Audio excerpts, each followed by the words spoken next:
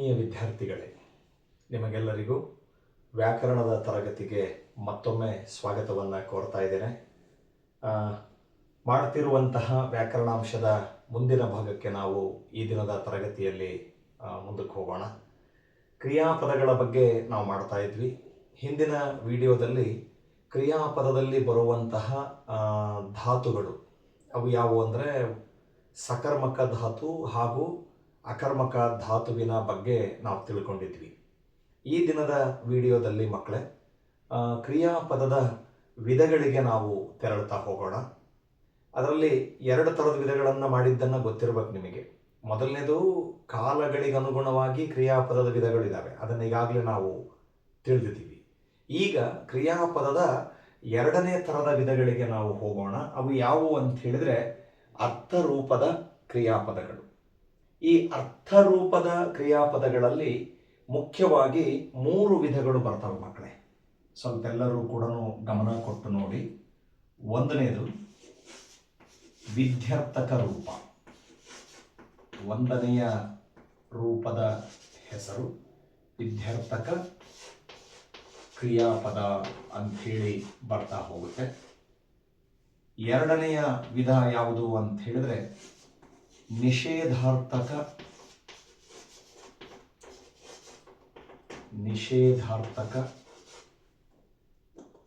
ಕ್ರಿಯಾಪದ. ನೀವು ಸರಿಯಾಗಿ ಗಮನಿಸಬೇಕು. ಮೂರನೇದು ಸಂಭವನಾರ್ಥಕ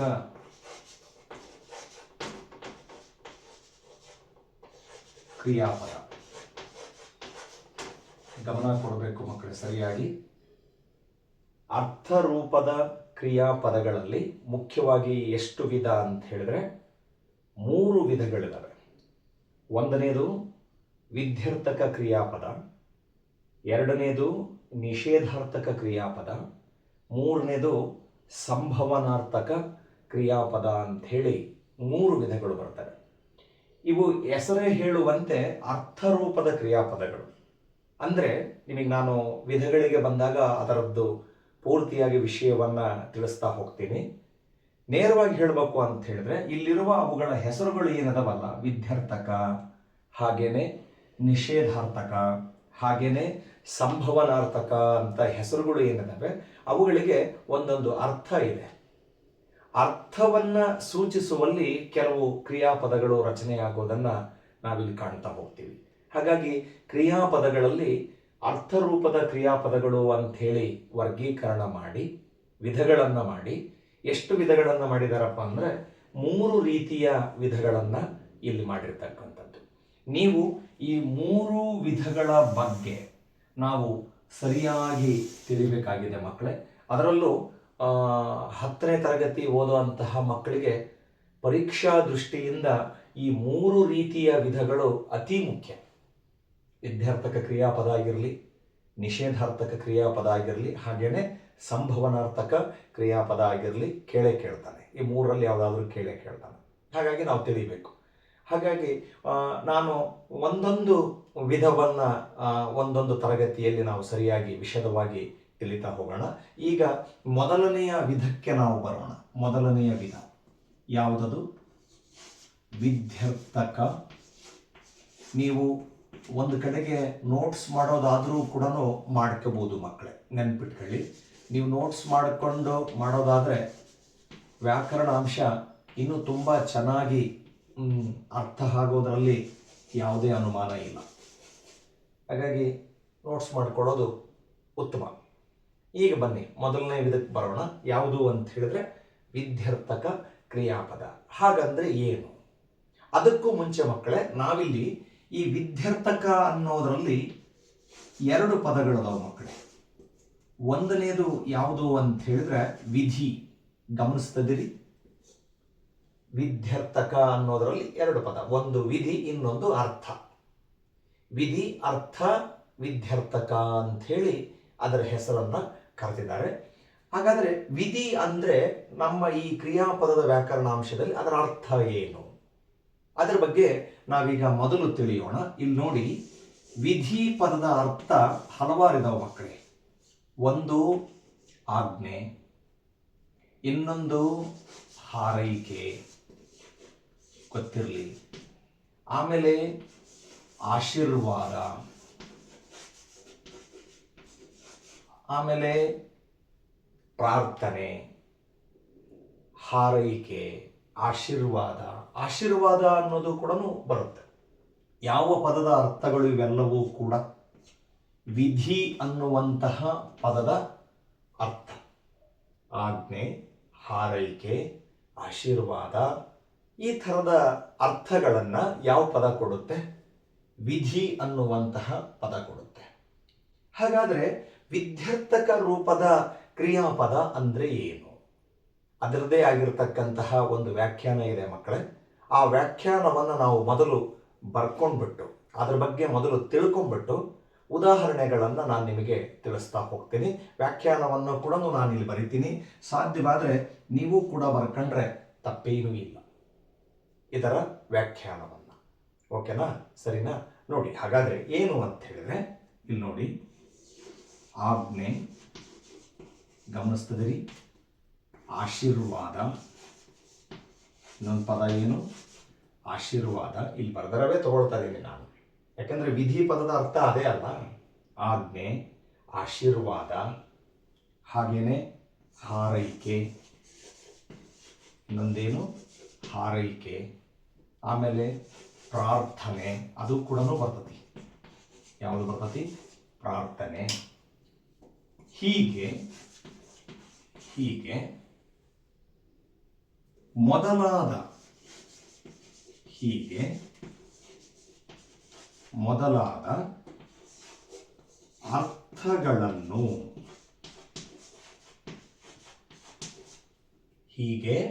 ಮೊದಲಾದ ಅರ್ಥಗಳನ್ನು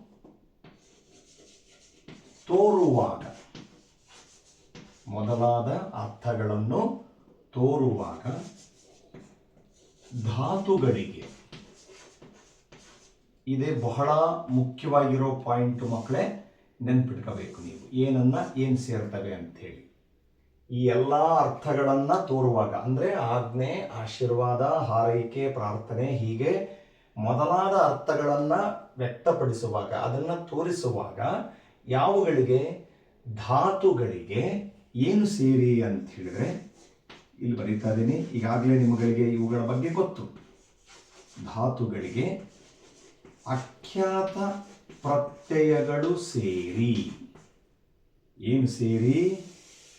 ಅಖ್ಯಾತ ಪ್ರತ್ಯಯಗಳು ಸೇರಿ ಏನು ರಚನೆ ಆಗ್ತವೆ ಅಂತ ಹೇಳಿದ್ರೆ ವಿಧ್ಯರ್ಥಕ ರೂಪದ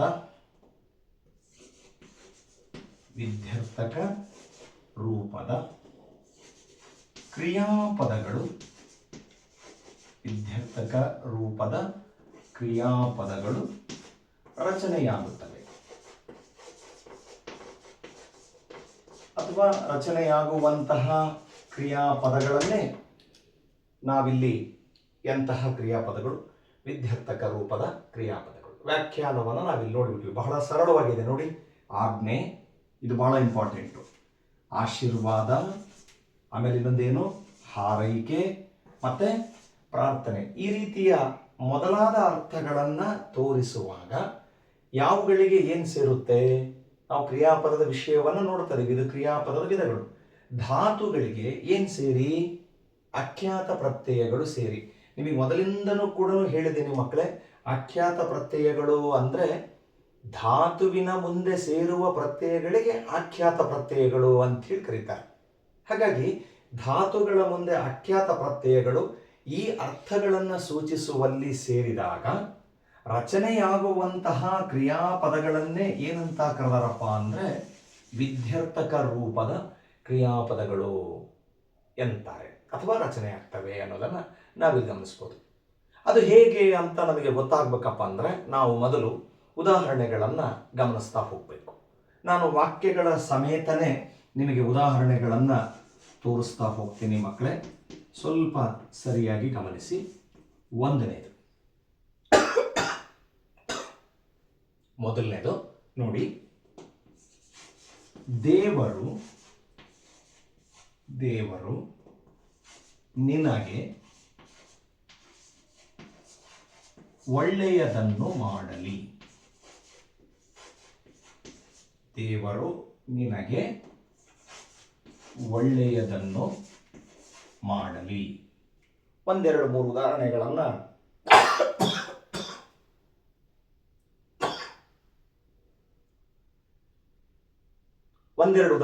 ಗಮನಿಸೋಣ ಮಕ್ಕಳು. ಇಲ್ಲಿ ನೋಡಿ, ದೇವರು ನಿನಗೆ ಒಳ್ಳೆಯದನ್ನು ಮಾಡಲಿ. ಹಾಗೇನೆ ಇನ್ನೊಂದು ಉದಾಹರಣೆಯನ್ನು ನೋಡಿ, ಲಕ್ಷ್ಮಿ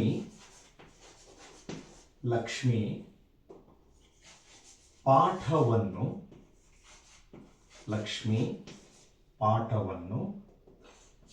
ಗಟ್ಟಿಯಾಗಿ ಓದಲಿ. ನೀವು ನೋಟ್ಸ್ ಮಾಡ್ಕೋಬಹುದು, ತಪ್ಪಿಲ್ಲ. ಜೊತೆಯಾಗಿ ವಿಷಯ ಅರ್ಥ ಆಗೋದಕ್ಕೆ ನಿಮಗೆ ಸುಲಭ ಆಗುತ್ತೆ. ಇಲ್ಲಿ ನೋಡಿ ಇನ್ನೊಂದು, ರಮೇಶನು ಹಾಳಾಗಿ ಹೋಗಲಿ. ಏನು? ರಮೇಶನು ಹಾಳಾಗಿ ಹೋಗಲಿ. ಕೊನೆಯದಾಗಿ ಇನ್ನೊಂದು ಉದಾಹರಣೆಯನ್ನು ನಾನು ನಿಮಗೆ ಕೊಡ್ತೀನಿ. 4ನೇದು, ನೀನು ಆ ಕೆಲಸವನ್ನು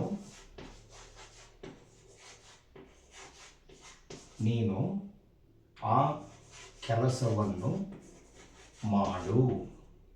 ಗಮನಿಸ್ತದಿರಿ, ಇಲ್ಲಿ ನಾನು ಒಂದಿಷ್ಟು ವಿದ್ಯಾರ್ಥಕ ರೂಪದ ಕ್ರಿಯಾಪದಗಳಿಗೆ ಉದಾಹರಣೆಯನ್ನು ಕೊಟ್ಟಿದ್ದೀನಿ. ಕ್ರಿಯಾಪದ ಅಂದರೆ ಕೊನೆಯಲ್ಲೇ ಇರುತ್ತೆ ಅಂತ ನಾನು ಸಾಕಷ್ಟು ಬಾರಿ ಹೇಳಿದ್ದೀನಿ ಮಕ್ಕಳೇ. ಇಲ್ಲಿ ನೋಡಿ, ನಾನು ಅಡಿಗೆರೆಯನ್ನು ಹಾಕ್ತಾ ಇದ್ದೀನಲ್ಲ, ಅಂಡರ್ಲೈನ್ ಮಾಡ್ತಾ ಇದ್ದೀನಲ್ಲ, ಇವೆಲ್ಲವೂ ಕೂಡ ಯಾವುದಕ್ಕೆ ಉದಾಹರಣೆಗಳಾಗಿದಾವಪ್ಪ ಅಂದರೆ ವಿದ್ಯಾರ್ಥಕ ಕ್ರಿಯಾಪದಕ್ಕೆ ಉದಾಹರಣೆಗಳು. ಮಾಡಲಿ, ಓದಲಿ, ಹೋಗಲಿ, ಮಾಡು ಅನ್ನುವಂಥವು ವಿದ್ಯಾರ್ಥಕ ರೂಪದ ಕ್ರಿಯಾಪದಗಳು. ಅಂದರೆ ಅವು ಆಜ್ಞೆ, ಹಾರೈಕೆ, ಆಶೀರ್ವಾದ, ಪ್ರಾರ್ಥನೆ ಹೀಗೆ ಮೊದಲಾದ ಅರ್ಥಗಳನ್ನು ಸೂಚಿಸ್ತವೆ. ಆದರೆ ಅವು ಹೆಂಗೆ ರಚನೆ ಆಗಿದ್ದಾವೆ? ಧಾತುಗಳಿಗೆ ಏನು ಸೇರಿದಾವೆ? ಅಖ್ಯಾತ ಪ್ರತ್ಯಯಗಳು ಸೇರಿ ಇವು ರಚನೆಯಾಗಿರೋದು. ನಾವು ಅವುಗಳನ್ನು ಸ್ವಲ್ಪ ಧಾತು ಮತ್ತು ಅಖ್ಯಾತ ಪ್ರತ್ಯಯಗಳು ರಚನೆ ಆಗಿರೋದ್ರ ಪ್ರಕಾರನೇ ಇಲ್ಲಿ ಗಮನಿಸೋಣ. ಇಲ್ಲಿ ನೋಡಿ, ಮಾಡಲಿ ಅನ್ನೋದರಲ್ಲಿ ಇರುವ ಧಾತು ಏನಾಗಿದೆ ನೀವು ಗುರುತಿಸ್ಬೋದು. ಈಗಾಗಲೇ ಗೊತ್ತೈತಿ ನಿಮಗೆ. ಮಾಡಲಿ ಅನ್ನೋದ್ರೊಳಗಡೆ ಏನಿದೆ? ಮಾಡು, ಅದು ಧಾತು. ಇದ್ರ ಜೊತೆಗೆ ಏನು ಸೇರಿದೆ ಗೊತ್ತಾ ಮಕ್ಕಳೇ? ಅಲಿ ಅನ್ನುವಂತಹ ಅಖ್ಯಾತ ಪ್ರತ್ಯಯ ಸೇರಿದೆ. ಏನು ಸೇರಿದೆ? ಅಲಿ. ಹಾಗೇನೆ ಓದಲಿ, ಲಕ್ಷ್ಮಿ ಪಾಠವನ್ನ ಗಟ್ಟಿಯಾಗಿ ಓದಲಿ ಅನ್ನೋದರಲ್ಲಿ ಓದಲಿ ಅನ್ನೋದು ವಿದ್ಯಾರ್ಥಕ ರೂಪ. ಈ ಓದಲಿ ಅನ್ನೋದರಲ್ಲಿ ಅಡಗಿರುವ ಧಾತು ಏನು ಹೇಳಿ? ಓದು. ಇದಕ್ಕೆ ಏನು ಸೇರಿದೆ? ಇಲ್ಲೂ ಕೂಡ ಅಲಿ ಅನ್ನುವಂತಹ ಅಖ್ಯಾತ ಪ್ರತ್ಯಯ ವಿದ್ಯಾರ್ಥಕ ರೂಪದಲ್ಲಿ ಸೇರಿದೆ. ಹಾಗೇನೆ ರಮೇಶನು ಹಾಳಾಗಿ ಹೋಗಲಿ. ಇಲ್ಲಿ ನೋಡಿ, ಹಾಳಾಗಿ ಹೋಗಲಿ ಅನ್ನೋದರಲ್ಲಿ ಹೋಗಲಿ ಅನ್ನೋದರಲ್ಲಿ ಇರುವ ಧಾತು ಹೋಗು. ಇದಕ್ಕೂ ಕೂಡ ಏನು ಸೇರಿದೆ? ಅಲಿ ಅನ್ನೋದು ಸೇರಿದೆ. ಇನ್ನು ಲಾಸ್ಟ್ ಒನ್, ನೀನು ಆ ಕೆಲಸವನ್ನ ಮಾಡು. ಮಾಡು ಅಂತಂದಾಗ ಇಲ್ಲಿರುವ ಧಾತು ಏನು? ಮಾಡು. ಇದರ ಜೊತೆಗೆ ಉ ಅನ್ನುವಂತಹ ಅಖ್ಯಾತ ಪ್ರತ್ಯಯ ಅಂತಲೂ ನಾವಿಲ್ಲಿ ಗಮನಿಸ್ಬೋದು, ಅಥವಾ ಅದು ಪ್ರಥಮ ವಿಭಕ್ತಿ ಪ್ರತ್ಯಯ, ಉ ವಿಭಕ್ತಿ ಪ್ರತ್ಯಯಗಳು ಕೂಡ ಕೆಲವೊಂದು ಸೇರ್ತವೆ. ಈಗ ನೀವು ಗಮನಿಸಿ ಮಕ್ಕಳೇ, ಈ ವಾಕ್ಯವನ್ನು ನೋಡಿ. 1ನೇದು, ದೇವರು ನಿನಗೆ ಒಳ್ಳೆಯದನ್ನ ಮಾಡಲಿ. ಒಬ್ರು ಇನ್ನೊಬ್ಬರನ್ನ ಹಾರೈಸಿದಂಗೆ ಅಥವಾ ಆಶೀರ್ವಾದವನ್ನ ಮಾಡಿದಂಗೆ. ದೇವರು ಒಳ್ಳೆಯದನ್ನ ಮಾಡಲಿ ಅಂತ ಹೇಳೋದು ನಮಗೆ ಏನನ್ನ ತೋರಿಸಿಕೊಡ್ತತಿ? ಆಶೀರ್ವಾದವನ್ನ ತೋರಿಸಿಕೊಡ್ತತಿ, ಅಥವಾ ಹಾರೈಕೆಯನ್ನ ಮಾಡಿದಂಗೆ, ವಿಶಸ್ ಅಲ್ವಾ? ಆಶೀರ್ವಾದವನ್ನ ಮಾಡಿದಂಗೆನೆ ದೇವರು ನಿನಗೆ ಒಳ್ಳೆಯದನ್ನ ಮಾಡಲಿ. ಆ ಆಶೀರ್ವಾದದ ರೀತಿಯಲ್ಲಿ ಧಾತುವಿನ ಜೊತೆಗೆ, ಮಾಡು ಅನ್ನುವ ಧಾತುವಿನ ಜೊತೆಗೆ ಏನು ಸೇರಿದೆ? ಅಲಿ ಅನ್ನುವಂತಹ ಅಖ್ಯಾತ ಪ್ರತ್ಯಯ ಸೇರಿದೆ. ಹಾಗಾಗಿ ಮಾಡಲಿ ಅನ್ನೋದು ಯಾವ ರೂಪದ ಕ್ರಿಯಾಪದ? ಅದು ವಿದ್ಯಾರ್ಥಕ ರೂಪದ ಕ್ರಿಯಾಪದವಾಗಿದೆ. ಎರಡನೇ ಉದಾಹರಣೆ ನೋಡಿ, ಲಕ್ಷ್ಮಿ ಪಾಠವನ್ನು ಗಟ್ಟಿಯಾಗಿ ಓದಲಿ. ಒಂದು ತರಗತಿಯಲ್ಲಿ ಒಬ್ಬ ವಿದ್ಯಾರ್ಥಿ, ಲಕ್ಷ್ಮಿ ಅನ್ನೋ ವಿದ್ಯಾರ್ಥಿಗೆ ಶಿಕ್ಷಕರು ಹೇಳಿದರು ಅಂತ ಅಂದ್ಕೊಳ್ಳಿ. ಲಕ್ಷ್ಮಿ ಪಾಠವನ್ನು ಗಟ್ಟಿಯಾಗಿ ಓದಲಿ. ಎಲ್ಲೋ ಒಂದು ಕಡೆಗೆ ಅದು ಏನನ್ನ ಮಾಡಿದ ಹಾಗೆ, ಆಜ್ಞೆಯನ್ನ ಮಾಡಿದ ಹಾಗೆ. ನೀನು ಎಲ್ಲಿ ಆ ಪಾಠವನ್ನು ಗಟ್ಟಿಯಾಗಿ ಓದು, ಯಾವುದಾದ್ರೂ ಒಂದು ವಿದ್ಯಾರ್ಥಿಯನ್ನು ಶಿಕ್ಷಕರು ಆಜ್ಞೆ ಮಾಡಿ ಹೇಳಿದ ಹಾಗೆ. ಹಾಗಾಗಿ ಇಲ್ಲಿ ಓದಲಿ ಅನ್ನೋದು ಏನನ್ನ ತೋರಿಸಿಕೊಡ್ತತಿ? ಆಜ್ಞೆಯನ್ನ ತೋರಿಸಿಕೊಡ್ತತಿ.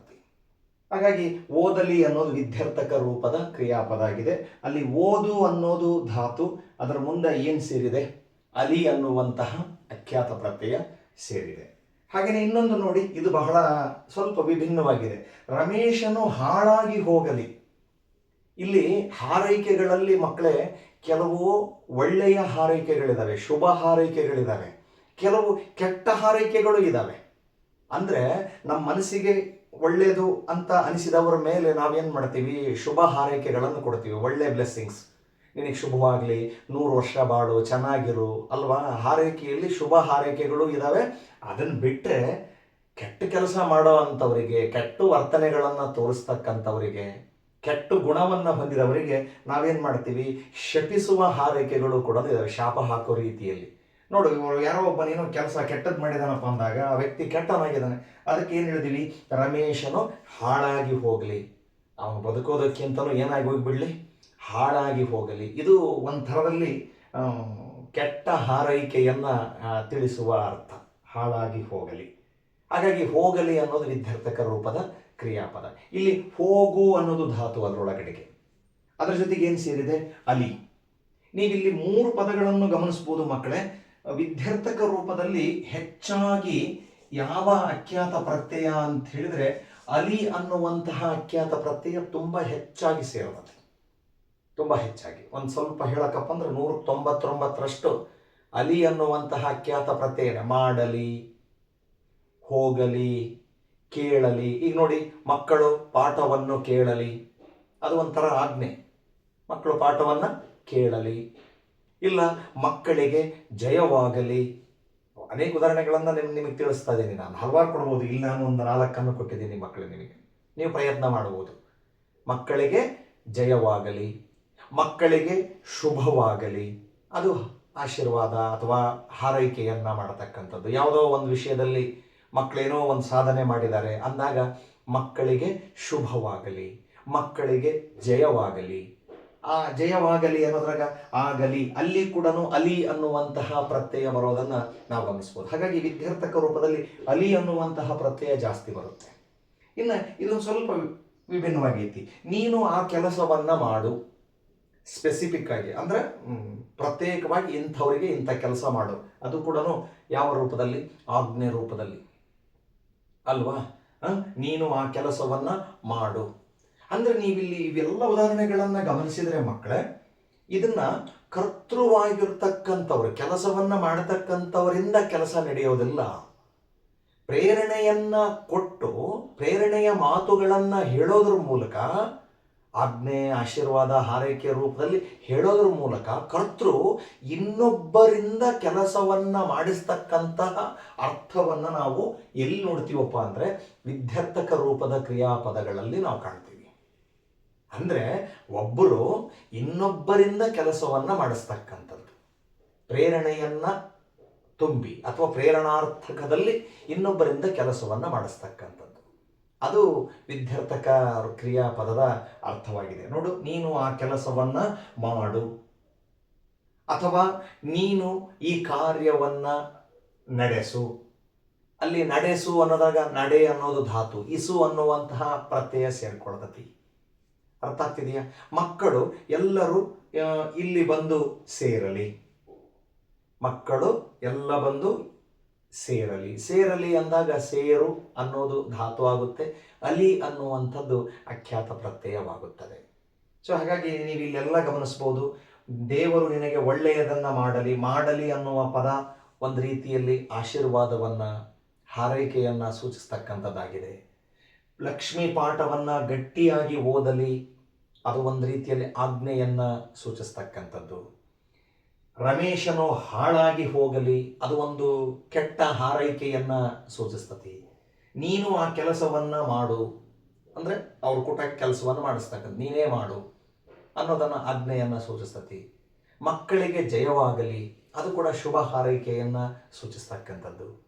ಹಾಗಾಗಿ ಇದು ಕ್ರಿಯಾಪದದಲ್ಲಿ ಅರ್ಥರೂಪದ ಕ್ರಿಯಾಪದಗಳಲ್ಲಿ ಮೊದಲನೆಯ ವಿಧ ವಿಧ್ಯರ್ಥಕ ಕ್ರಿಯಾಪದ. ಇದು ನಿಮಗೆಲ್ಲರಿಗೂ ಕೂಡ ಅರ್ಥ ಆಗಿದೆ ಅಂತ ನಾನು ಭಾವಿಸ್ತೀನಿ ಮಕ್ಕಳೇ. ಹಾಗಾಗಿ ಇಲ್ಲಿವರೆಗೂ ಯಾರು ನಮ್ಮ ಈ GMV ಕನ್ನಡ ಚಾನಲನ್ನು ನೋಡ್ತಾ ಇದ್ದೀರಿ, ಅದನ್ನು ಸಬ್ಸ್ಕ್ರೈಬ್ ಮಾಡಿಕೊಂಡು ನೋಡಿ ಅಂಥೇಳಿ ನಾನು ನಿಮ್ಮಲ್ಲಿ ಮನವಿಯನ್ನು ಮಾಡಿಕೊಳ್ತೀನಿ. ಇಷ್ಟವಾದಲ್ಲಿ ಲೈಕ್ ಮಾಡಿ, ಹಾಗೆಯೇ ನಿಮ್ಮೆಲ್ಲ ಪ್ರೀತಿ ಪಾತ್ರರಿಗೂ ಅದನ್ನು ಶೇರ್ ಮಾಡಿ. ನನ್ನ ಮುಖ್ಯ ಉದ್ದೇಶ SSLC ಓದುವಂತಹ ಮಕ್ಕಳಿಗೆ ಅಥವಾ ಯಾರಾದ್ರೂ ಸ್ಪರ್ಧಾತ್ಮಕ ಪರೀಕ್ಷೆಗಳಿಗೆ ಕನ್ನಡ ವ್ಯಾಕರಣಾಂಶ ಬೇಕು ಅಂದರೆ ಅಂಥವರು ಕೂಡ ಇದನ್ನು ತಕ್ಕ ಮಟ್ಟಿಗೆ ಬಳಸಿಕೊಂಡು ಉಪಯೋಗ ಪಡ್ಕೋಬೋದು ಅನ್ನೋದನ್ನು ನಾನು ವಿನಮ್ರವಾಗಿ ಕೇಳ್ಕೊಳ್ತಾ ಇದ್ದೀನಿ. ಹಾಗಾಗಿ ಮುಂದಿನ ವಿಡಿಯೋದಲ್ಲಿ ಮತ್ತೊಂದು ರೂಪ ಯಾವುದದು ನಿಷೇಧಾರ್ಥಕ ರೂಪದ ಕ್ರಿಯಾಪದಗಳಲ್ಲಿ ನಾನು ನಿಮ್ಮನ್ನು ಮತ್ತೆ ಭೇಟಿ ಮಾಡ್ತೀನಿ ಅಂತ ಹೇಳ್ತಾ ಇಲ್ಲಿವರೆಗೂ ಪಾಠವನ್ನು ವೀಕ್ಷಣೆ ಮಾಡಿದ ಎಲ್ಲರಿಗೂ ನನ್ನ ಕಡೆಯಿಂದ ಧನ್ಯವಾದಗಳು.